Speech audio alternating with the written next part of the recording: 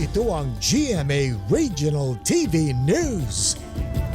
Humingi ng paumanhin ang dating alkalde ng Alapacan o Alakapan na Cagayan na si Harry Florida matapos pumasangkot sa nag-viral na video ng umano'y gas and run. Sabi ng dating alkalde, walang katotohanan ang sinasabi online na insidente ng gas and run ang video kung saan makikitang humahabol ang isang lalaki sa sasakyan.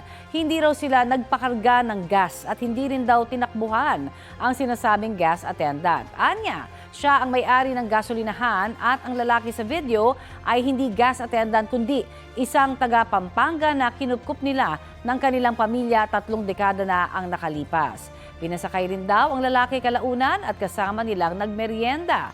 Handa raw ang dating alkalde na harapin ang parusang ipapataw sa kanya.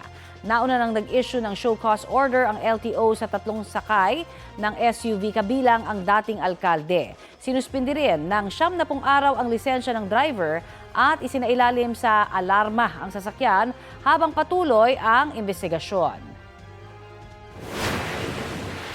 Pasensya na po kung sa mata ng iba ay hindi po nakakatuwa sa inyo. Pero yun po ay sa aming dalawa po yun. No? Sa amin po yun. Wala tayong magagawa kung ganun po ang inyong pananaw. Humihingi po tayo ng paumanhin. Ito ang GMA Regional TV News.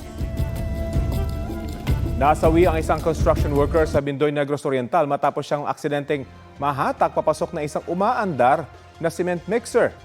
Base sa investigasyon, may tinitingnan sa loob ng cement mixer ang 31 anyos na construction worker nang mahagip ng umaandar na makina ang kanyang damit. Nahirapan ang rescuer sa pagkuha sa kanyang katawan. Dinala siya sa ospital pero namatay rin kalaunan. Patuloy ang investigasyon kabilang ang pag-alam kung may nangyaring foul play. Wala pang pahayag ang construction company na may proyekto sa lugar.